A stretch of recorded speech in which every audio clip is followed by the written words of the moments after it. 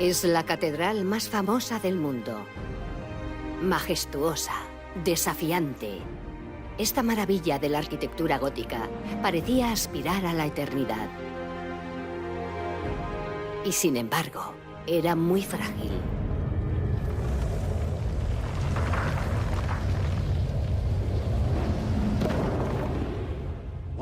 Una de las cosas que aprendimos el 15 de abril es la importancia que tiene Notre Dame para la gente de todo el mundo. Pero, ¿qué sabemos en realidad sobre la construcción de Notre Dame?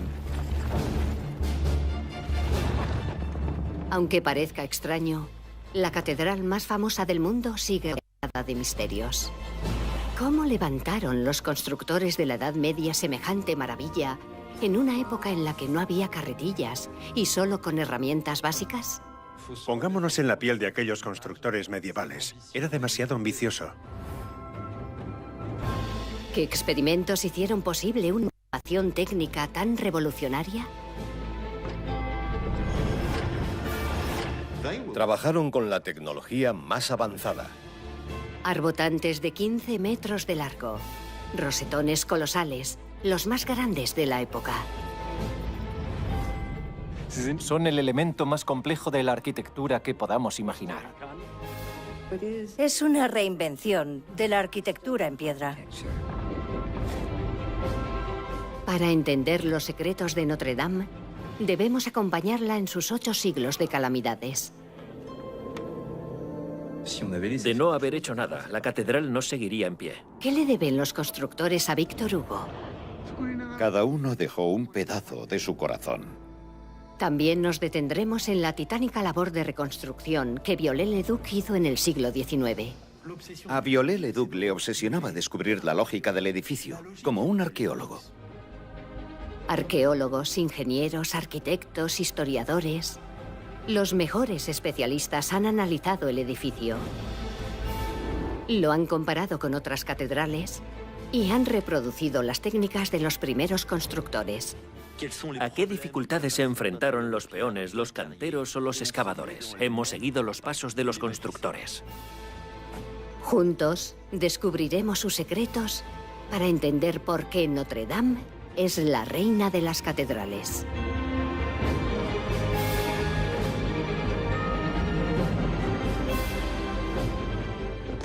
Las construcciones de la Edad Media eran el Silicon Valley actual de California. Todas las innovaciones salían de allí, esas innovaciones que fueron tan importantes. Notre Dame. Los secretos de los constructores. Episodio 1.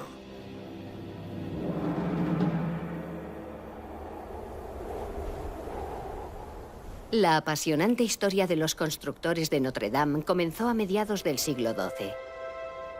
El reino capetiano de Luis VII era débil y estaba fragmentado. Las catedrales más prestigiosas del momento estaban en Rouen, Sens, Chartres y Reims, lugar de celebración de la coronación de los reyes. Con solo 40.000 habitantes, París aún no era la capital. A pesar de tener una economía boyante, la catedral de la ciudad era de tamaño modesto y aún se la conocía por su antiguo nombre, Saint-Étienne. Hasta finales del siglo XII, París solo era una de las ciudades más grandes de la monarquía capitana. Era una de las principales, pero igual que otras muchas. París tenía que hacer algo. No podían dejar los edificios antiguos como estaban. Necesitaban hacer algo para dejar de ser invisibles. La historia de Notre Dame comenzó en 1160. Los canónigos, al frente de la diócesis, eligieron un nuevo obispo con grandes aspiraciones de edificación, Maurice de Sully. Subió al trono del obispo, llamado cátedra, en la antigua catedral de Saint-Étienne.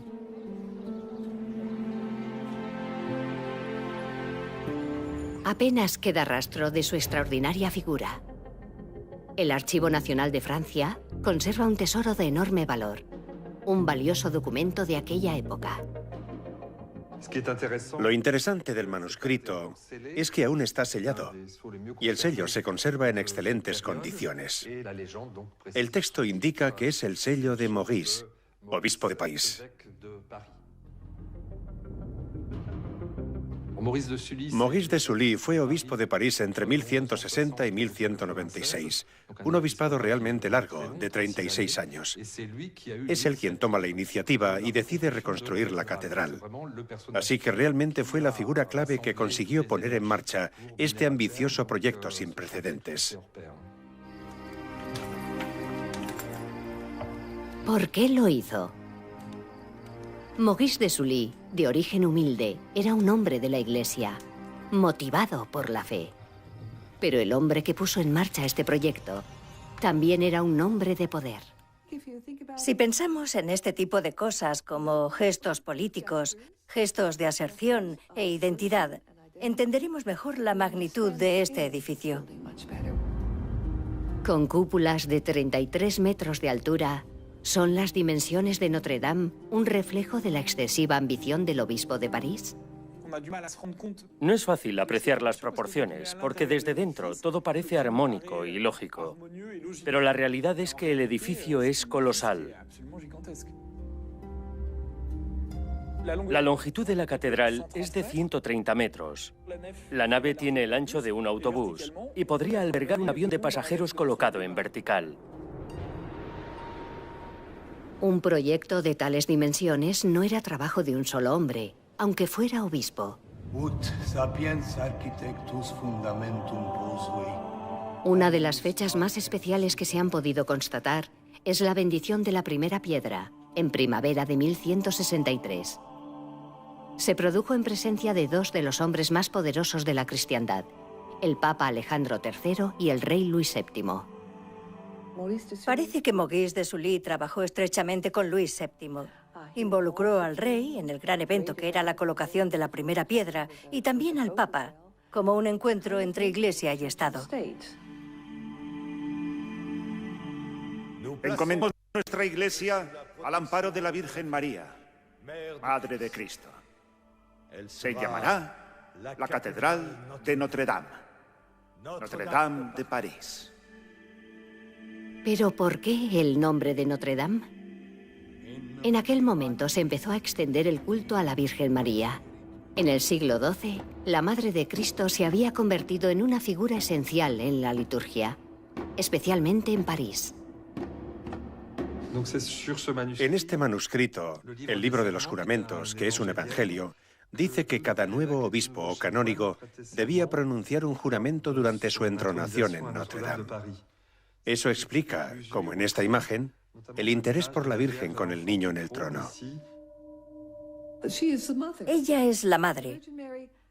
La Virgen María tiene la función de ser cercana, comprensiva y también intercesora. Esto es muy importante. Piensa que la medicina no era nada más allá del conocimiento de algunas hierbas. Por eso la intercesión piadosa de la Virgen parecía especialmente importante.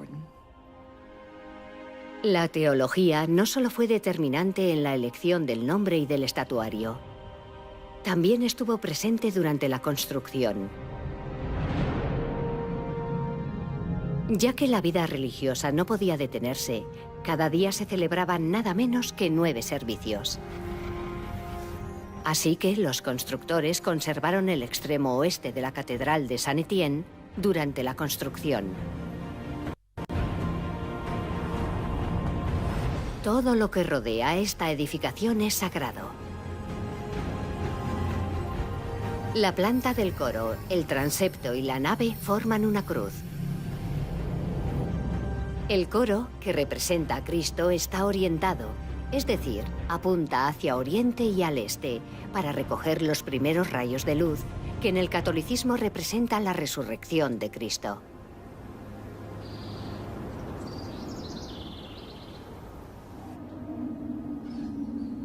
El objetivo de la fase inicial era levantar el coro lo más rápido posible para poder celebrar servicios en él y cavar en el suelo de la Ile de la Cité para asentar los cimientos. La intención era evitar que el edificio se hundiera. Cavaron hasta encontrar terreno sólido, probablemente hasta alcanzar el sedimento de aluvión del Sena, 9 metros por debajo del nivel de la calle actual.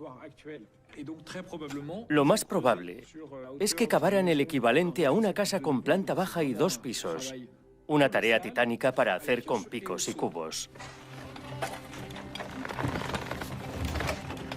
Los cimientos del coro estarán terminados en otoño. Tómese el tiempo que necesite. Este suelo es poco estable. También sabemos que estas zanjas se cubrían con bloques irregulares y cientos de toneladas de piedras para crear los cimientos que soportarían todo el peso del edificio. ¿Pero el proyecto era atrevido solo por la ambición de los hombres y la ciudad que lo iniciaron? Lo primero que hemos de entender sobre la era de las catedrales es que entre el año 1000 y el 1300 hacía más calor de lo normal. Igual que hubo edades de hielo, también las hubo de calor. En un periodo cálido hay más cosechas, la gente gana más dinero y lo pueden gastar. Entre otras razones, se construyeron catedrales, porque los europeos tenían más dinero que antes.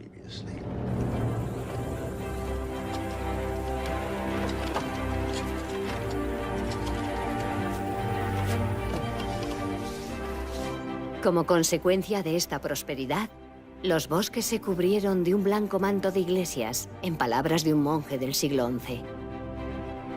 La abadía cisterciense de Fontenay, con bóvedas de cañón y de estilo sobrio para favorecer la meditación, estaba entre las obras maestras de la primera mitad del siglo XII. Los historiadores llaman a esta arquitectura arte románico. Sus principios de construcción eran simples y sólidos, y los muros soportaban la mayor parte del peso del edificio. Por tanto, eran gruesas, rara vez tenían ventanas y estaban reforzadas por consistentes contrafuertes. El resultado podía ser espectacular, como la imponente abadía de Cluny en Borgoña, que no se ha conservado, pero cuyas cúpulas de 33 metros de alto batieron todos los récords. Pero en la Île-de-France se estaba gestando una revolución arquitectónica.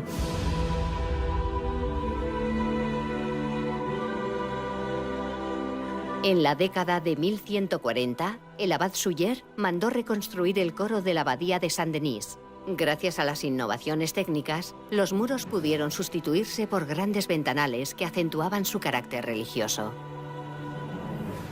La luz se coloreaba al atravesar las vidrieras, que representaban motivos religiosos, personajes. Esto permitía a los fieles tener una idea más clara del más allá, del paraíso y de Dios. Debemos entender este tipo de arquitectura como espaciosa y muy luminosa. Era algo que nadie había visto antes. Maurice de Sully sabía muy bien lo que pasaba a su alrededor. El proyecto de Maurice de Sully se aprovechó de las técnicas desarrolladas en la Île-de-France. Notre Dame combinó por primera vez todas las innovaciones técnicas que definen la arquitectura gótica. El arco gótico permitió crear cúpulas más altas que las de la abadía de Cluny.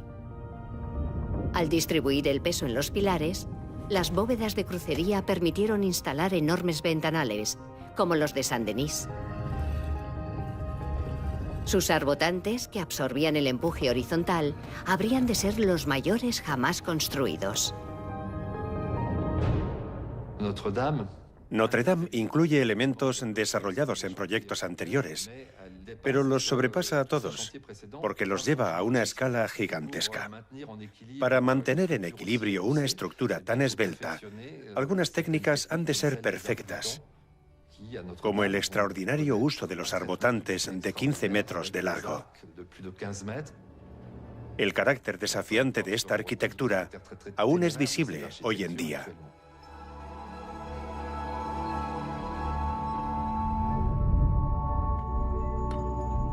¿Cómo levantaban los constructores de la Edad Media semejantes maravillas? En una época en la que transportar materiales era extremadamente caro, dependían de canteras de piedra caliza situadas cerca de las obras. La piedra es excelente, estaba bajo sus pies, así que el gótico tenía que nacer aquí. ¿Qué propiedades hacen que la caliza se adapte tan bien a la construcción de catedrales? En la Île-de-France hay una gruesa capa de piedra caliza que puede extraerse, pero la profundidad influye en las propiedades mecánicas de la piedra. Y evidentemente, se va a buscar en una zona o en otra dependiendo de si se van a construir las columnas, que son enormes y soportan grandes cargas, o se quiere para hacer delicadas esculturas con fines decorativos.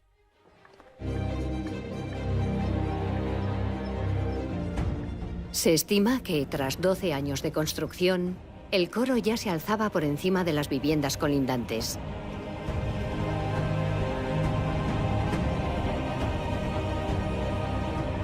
Pero no solo se transportaron miles de bloques de piedra caliza a la obra. La madera era un material esencial en la construcción de catedrales de piedra. El material principal es la madera. Para los marcos, para los encofrados, para los andamios, para los carros, para las herramientas. Todo era de madera.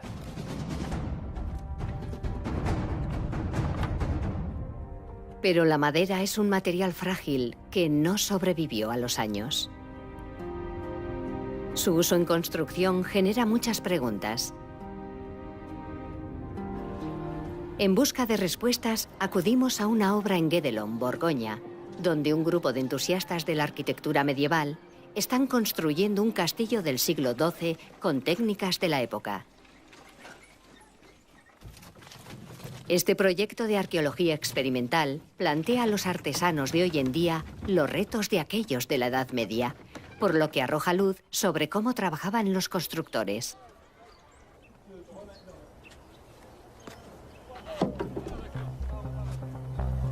Cuando comenzaron a trabajar hace 20 años, se percataron de que la obra necesitaba gran cantidad de madera. Primero, para los andamios. Al principio, estas estructuras se apoyaban en el suelo, pero a partir de cierta altura, se hace necesario un ingenioso sistema para colgar el andamio de los muros. A principios de la Edad Media, los andamios se colgaban de los muros mediante mechinales, vanos en los que se introducía una viga que sujetaba las tablas. Este sistema iba avanzando conforme avanzaba la construcción del muro.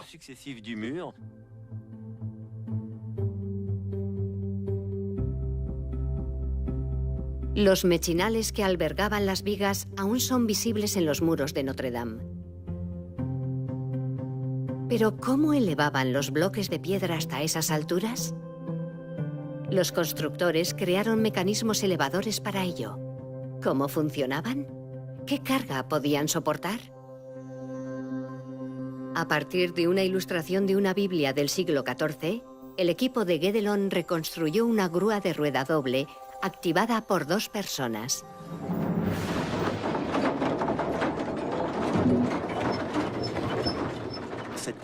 Esta jaula de ardilla construida sobre un eje cuenta con un brazo capaz de soportar 500 kilos. Es decir, en cada viaje puede subir media tonelada de piedra hasta una altura de 18 metros. Con 10 viajes diarios se subirían 5 toneladas de piedra. Hemos podido llegar a estas conclusiones generales gracias a nuestro experimento. La carga que se transportaba a lo alto de los muros era piedra y también mortero, que se necesitaba en grandes cantidades. Y es que el cemento no solo fijaba los bloques del muro, sino que también rellenaba su interior mezclado con piedras irregulares. Este material tan novedoso les daba consistencia a los muros y hacía que sobrevivieran al tiempo y a las catástrofes. Los fabricantes de mortero de Guédelon han rescatado esta fascinante técnica. El mortero es una equilibrada mezcla de arena, agua y cal. Es indispensable para construir, pero es muy difícil de usar. El experimento demuestra que el uso de mortero depende de la meteorología. No trabajamos con temperaturas muy bajas porque pierde su resistencia mecánica. Es muy difícil trabajar en épocas secas o durante olas de calor si tenemos que cubrir la mampostería y añadir agua al mortero. Así que la arquitectura medieval, según lo que hemos comprobado en nuestro experimento, requiere una adaptación diaria a la climatología. Estas limitaciones retrasaban la construcción. Sin embargo, después de unos 15 años de obra, los constructores ya habían erigido la parte baja del coro, con 3 niveles, apoyados en varias filas de arbotantes.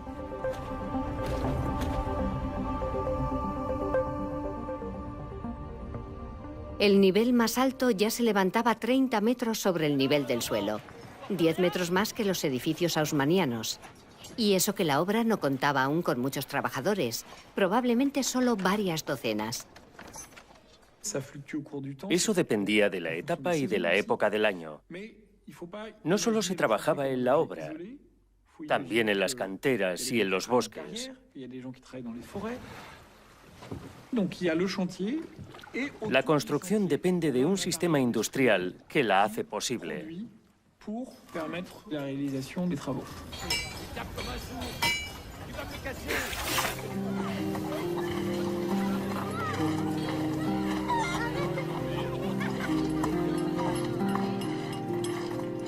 Levantar Notre Dame fue, en primer lugar, un reto en cuanto a la organización. Para asegurar que el proyecto funcionara correctamente, Maurice de Sully y los 50 canónigos de la diócesis crearon una fabrique, una organización similar a los equipos que trabajan ahora en los grandes proyectos de construcción. Ellos supervisaban las cuentas y contrataron a técnicos expertos y abogados para que llevaran los contratos. Y lo que es más importante, también incluía al arquitecto de la catedral, el maestro constructor. Por desgracia, no conservamos ningún documento de Notre Dame, pero serían similares a los que sí conservamos, como el contrato del maestro constructor de la catedral de Meaux, que finalizó en 1253. El contrato establecía que el maestro constructor debía ser leal a la autoridad contratante. Su ilustrísima, que no podía aceptar ningún otro trabajo, ni llevarse los planos. Si se ponía enfermo, no se le pagaba. En la Edad Media se pagaba en sols, sous, libras tornesas, etc. Pero también se ofrecían buenos pagos en especie. Vivienda, leña, ropa.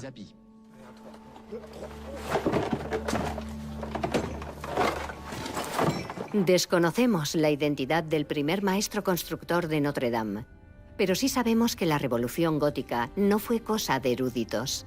Las innovaciones de las construcciones góticas no las hicieron los intelectuales, no surgieron de las universidades. Las hicieron hombres que trabajaban con sus propias manos. El maestro constructor de una obra de los siglos XII o XIII es en primera instancia un excelente artesano. Un artesano con experiencia en el coste de los materiales y en la técnica. Venga, nos esperan. En comunicarse y en liderar a las personas. Es un emprendedor que lleva consigo un equipo.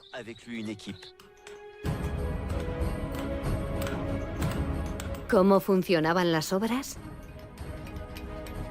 ¿Cómo se conseguía que todos los gremios implicados en la construcción cooperaran?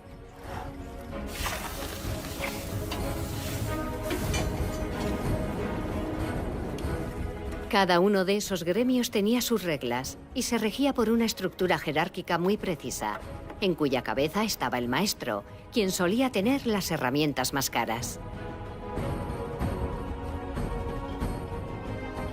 Se pagaba el aprendizaje y duraba años, el tiempo necesario para dominar los secretos del gremio. El trabajo variaba según la dureza de la roca.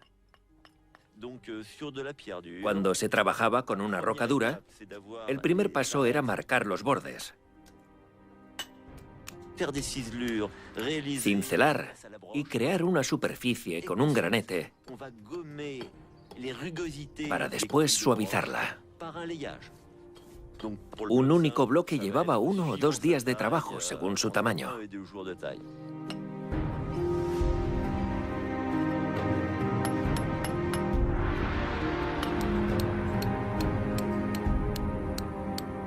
Un halo de misterio rodeaba el mundo de la construcción. Se decía que era cerrado y sigiloso, y se especulaba sobre su esoterismo. Nunca fue una sociedad esotérica. Tenían relación con la vida cotidiana, con lo secular, pero también con lo sagrado gracias a la construcción de la catedral. Esta conexión con lo sagrado se puede ver en las imágenes medievales que representan a los obreros de catedrales en grandes construcciones bíblicas, como la Torre de Babel o el Templo de Jerusalén, que también tomó la forma de una catedral gótica.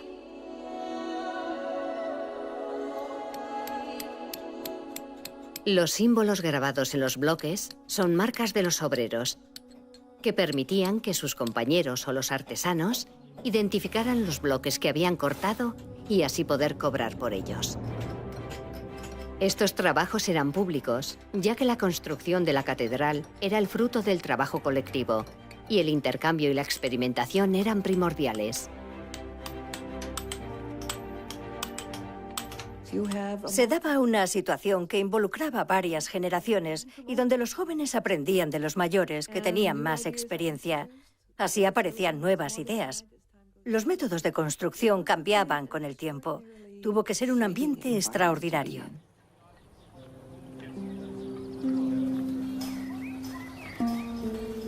¿Pero cuánto costó la catedral? Ya que no conservamos libros de cuentas de la época, ¿cómo podemos determinar el coste de una construcción que se alargó tanto tiempo? ¿Qué valor le daban a los materiales, que sin duda eran propiedad de la diócesis? ¿Cómo se puede calcular la compensación de los trabajadores que en parte cobraban en especie? Al compararlo con otros monumentos que se entienden mejor, los historiadores proponen un coste total de más de 150.000 libras, una suma inmensa que es imposible convertir a una moneda actual. Para poder apreciar esta suma, tenemos que compararla con las 10.000 libras que Maurice de Sully, uno de los hombres más ricos de París, ofreció a la construcción. 100 libras frente a un coste total de 150.000 libras o más. Algunas donaciones esporádicas, como las de figuras importantes de la época, no fueron suficientes para financiar la construcción. La diócesis podía depender de la renta proveniente de sus tierras en la cuenca parisina. La diócesis de París, que corresponde a la isla de Francia, es una zona increíblemente rica. También tiene propiedades inmobiliarias importantes de París. Hasta principios del siglo XIII, el obispo era propietario del área que abarca desde la calle Saint-Denis a la colina de Chaillot. Esto incluye una cuarta parte del París actual y también a la realeza, que pagaba una renta muy alta. Obviamente, no se utilizaban todos estos ingresos para la catedral, sobre todo porque la construcción no tenía un apoyo unánime por parte del clero. ¿De verdad quieren competir con el Creador? Serán malditos todos aquellos que construyan iglesias que lleguen al cielo, ya que olvidan que la iglesia es la casa del Señor. Los escritos del intelectual Peter Cantor, uno de los hombres más influyentes de la diócesis, muestran su hostilidad hacia el proyecto, que veía como pura vanidad.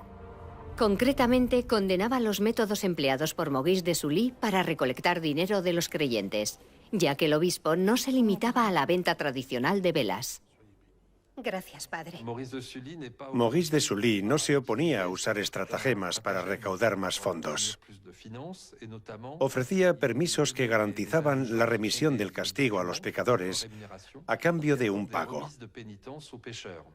En vez de peregrinar a Roma o a Santiago de Compostela, el pecador solo debía pagar una cuantía. No importaba la naturaleza del pecado. El obispo parecía aceptar cualquier cosa con tal de financiar su catedral. No dudaba en perdonar a usureros, lo que generaba discusiones y polémica. Por una parte, tenemos un obispo ambicioso que comprende la función de representación de la catedral. Por otra parte, tenemos gente que dice: Jesucristo era pobre, benditos sean los pobres, tenemos que ofrecer lo que tenemos. De esta forma, siempre había una tensión dentro de la Iglesia entre el gasto en edificios maravillosos y la caridad y la generosidad. Es una cuestión complicada.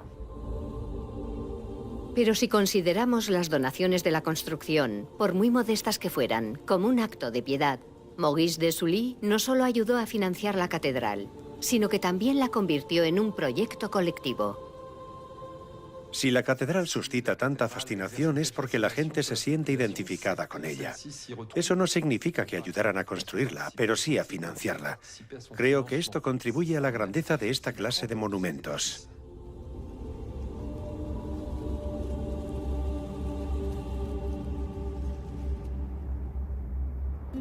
El incendio del 15 de abril de 2019 supuso casi 1.000 millones de euros en donaciones. Sea esta cantidad espectacular o modesta, estas donaciones reconectan con su historia de proyecto colectivo. Desde este punto de vista, el 15 de abril ardió mucho más que una simple obra de arte de la carpintería. Aquellos que tuvieron la oportunidad de visitar la estructura recuerdan el olor a madera, el crujido de las pasarelas que hacen de este lugar un sitio mágico. Lo apodaban el Bosque, por sus miles de vigas extraídas de 1000 robles seleccionados con cuidado de los bosques de la cuenca parisina.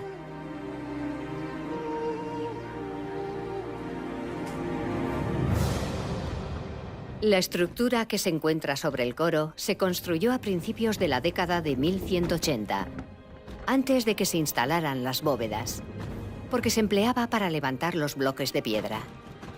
Este bosque soportó las 1.326 placas de plomo que protegían al edificio del mal tiempo. Los techadores eran los trabajadores mejor pagados, porque era uno de los oficios más peligrosos. Las estructuras en las que trabajaban estaban a 40 metros sobre el suelo. Se les llamaba los gatos.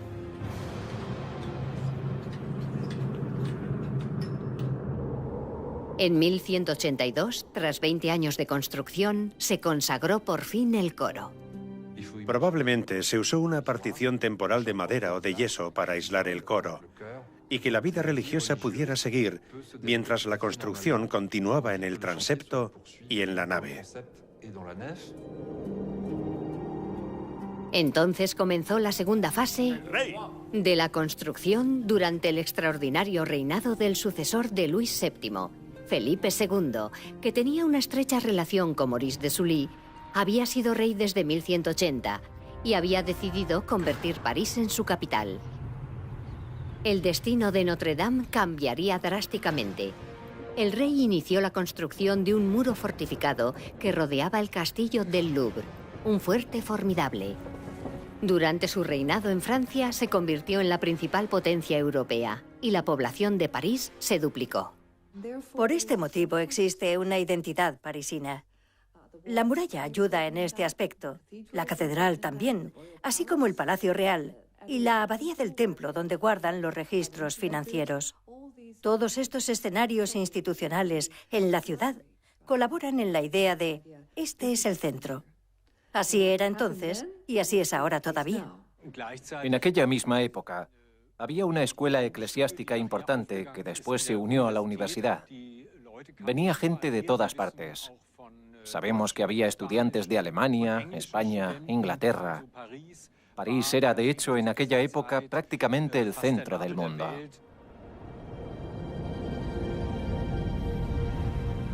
Con el impulso del reinado de Felipe II, los obreros levantaron bóvedas de 33 metros, como las de la abadía de Cluny.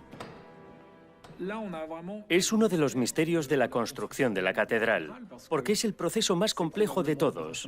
En primer lugar, porque tienes que trabajar a una gran altura. En segundo lugar, porque tiene la forma de un encofrado que no ha sobrevivido. Sin embargo, somos capaces de recrear los principales pasos para la construcción de las bóvedas. Se instalaron centrados encima de los pilares, donde los obreros colocaban los bloques de piedra de uno en uno. Cortaban los bloques para poder adaptarlos a una pieza más compleja, la piedra angular, que aseguraba una cohesión.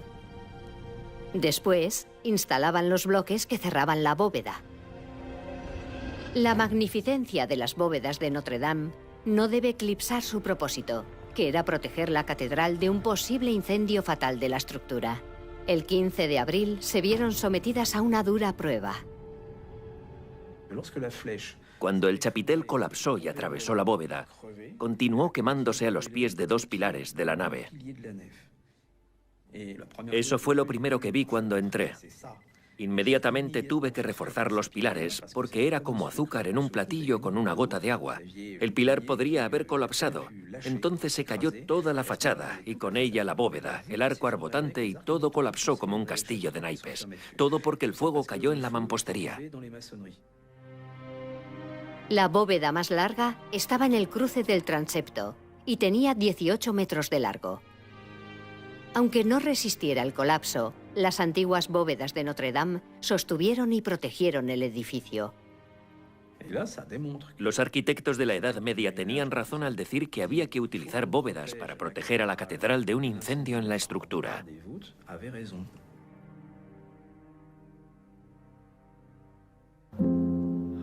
El transepto se completó seguramente a mediados de la década de 1190.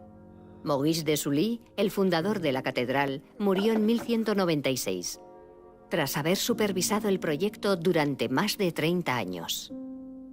En aquella época, dudo que ninguno de los que vieron el inicio de la construcción se imaginaran que iban a poder ver el final. El sucesor de Sully continuó el proyecto. Los obreros extendieron el transepto con una nave espectacular, con arbotantes iguales a los del coro, junto a una estructura cubierta de plomo y bóvedas. Finalmente, levantaron la imponente fachada y sus 3 portales monumentales decorados con cientos de esculturas. Los portales son un lugar de conexión entre el interior y el exterior de la catedral. Se podría decir que son un símbolo de la transición de la vida terrenal al más allá. Ese es el cometido de la Iglesia: conectar cielo y tierra.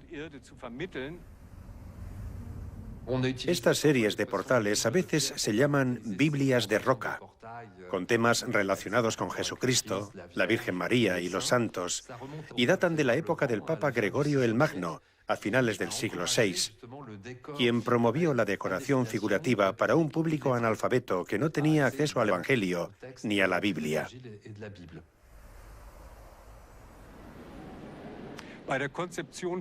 El diseño de los portales requería una estrecha cooperación entre intelectuales, concretamente entre los clérigos y los artistas, ya que el clero era quien establecía los planes esculturales que se debían llevar a cabo en el portal.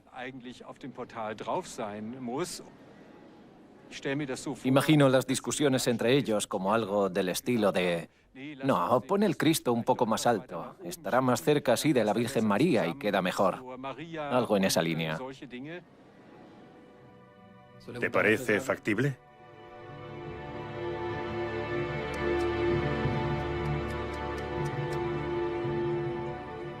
En el siglo XIII, la escultura parisina se volvió más fina, con un ropaje más delicado y una expresión cada vez más viva. En la Edad Media no se utilizaba el término escultor, y menos artista, sino imagier, o creadores de imágenes. En el portal central, dedicado al juicio final, vemos cómo florece su talento en las figuras atormentadas del infierno.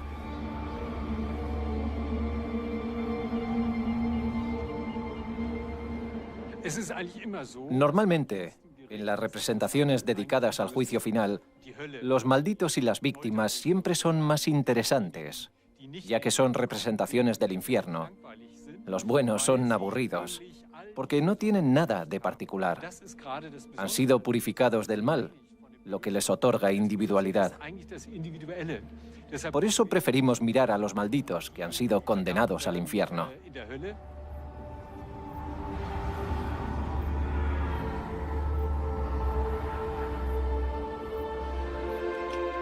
A principios del siglo XIII, el gran logro de los creadores de imágenes fueron las 28 estatuas de reyes, cada una de más de 3 metros de largo. Estos gigantes muestran un dominio de la perspectiva mucho antes de su teorización durante el Renacimiento. Las estatuas se colocaron en una galería de 13 metros de altura. Los escultores de la Edad Media les dieron un cuerpo y una cabeza más grandes de lo natural.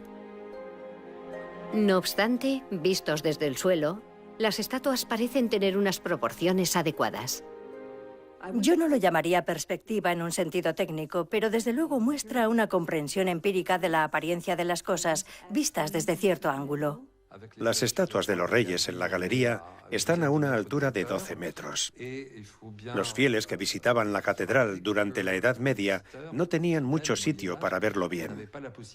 El cuadrado de la iglesia era muy somero. Solo contaba con 35 metros de profundidad. De este modo solo se podía observar las estatuas de aquellos que estaban muy cerca de los portales.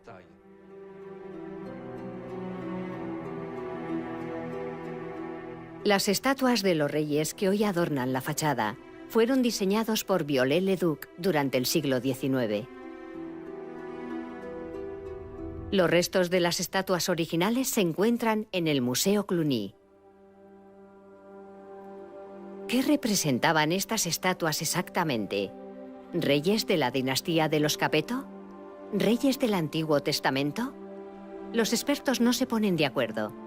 Sin embargo, el análisis de estas estatuas reveló un gran hallazgo. Se estudiaron y se restauraron las cabezas de los reyes, lo que reveló trazas de policromía en las estatuas, sobre todo en la boca, y algunas cabezas aún conservaban tinte de carne.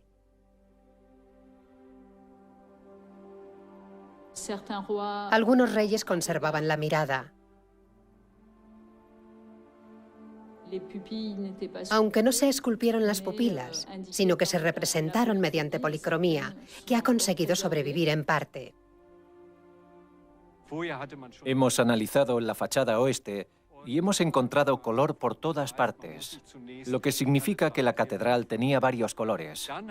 También se aprecian varias capas de color, es decir, no solo se pintó una vez, sino que se siguió pintando por encima, y definitivamente de formas distintas. Estamos acostumbrados a las tonalidades gris claras de Notre Dame, pero nos tenemos que imaginar que durante la Edad Media, estas fachadas estaban cubiertas de pintura colorida, incluso de oro. Se ha demostrado que eran colores muy llamativos.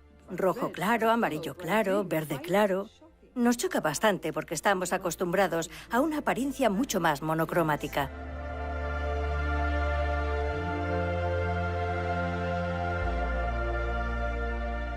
Creo que si pudiéramos volver al pasado con una máquina del tiempo y viéramos Notre Dame en el siglo XIII, diríamos: ¡vaya! ¡Cómo brilla!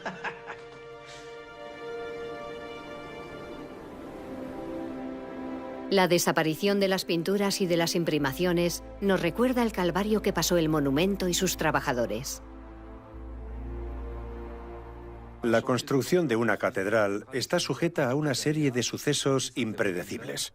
Las obras paran cuando la temperatura es extremadamente baja. El hielo atenta contra la construcción cuando se seca la argamasa. El Sena se inunda con frecuencia y puede paralizar la zona que le rodea. El Sena no tenía diques. Documentos de la Edad Media mencionan habitualmente inundaciones catastróficas que ralentizaban la velocidad de la construcción. Las catedrales se construyen como una muestra de triunfo ante la adversidad. A finales de la década de 1220, tras 60 años de construcción, solo queda construir las torres. Pero conforme nos vamos acercando al final, los obreros se embarcan en obras de una inmensa transformación. ¿Por qué motivo? El primero está ligado a la lluvia. No hay ningún canalón, ni un sistema de recogida de agua de lluvia. El agua siempre ha sido el gran enemigo de los arquitectos. El agua recae sobre los lados de la catedral, se infiltra y erosiona la roca, que después se fractura cuando se congela. Para un edificio del tamaño de Notre Dame, estas cuestiones están en una escala completamente distinta. En un día de lluvia normal, hay que drenar 23.000 litros de agua. Los arquitectos de Notre Dame tienen la brillante idea de usar la parte superior de los arbotantes como canalones. Vaciar la parte superior de los canalones fue una idea brillante. Después tuvieron que conectarlos a una gran red de recogida de agua con gárgolas en sus extremos que escupían el agua lejos de las paredes.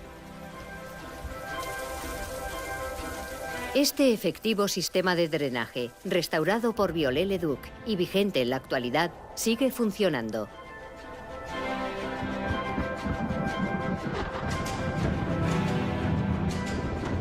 Pero instalarlo a mitad de la década de 1220 requería una obra monumental, que trajo unas transformaciones espectaculares. Desmontaron todo el techo y levantaron las paredes 2 metros. Transformaron el techo de la pequeña terraza y reforzaron los arbotantes. Se volvió a construir la estructura con 1.200 toneladas de madera y plomo. Incluso se tomaron la libertad de coronarlo con un chapitel. En esta nueva fase, expandieron y extendieron las ventanas, una proeza técnica que colocó al edificio muy por delante de otras catedrales en construcción. Es una muestra bastante obvia de que los obreros de Notre Dame se modernizaron durante el proceso. No paraban de cambiar de idea. No pensaban que estaban trabajando sobre una antigua tradición, sino que trabajaban con los últimos avances de la tecnología. A finales de la década de 1230, los obreros levantaron 2 torres de 69 metros sobre el suelo. Aún así, la construcción todavía no había terminado, ya que en la década de 1240, los avances de la arquitectura supusieron un reto para los obreros de Notre Dame.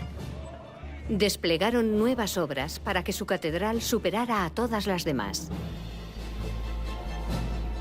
No obstante, todavía quedaban muchos retos que superar.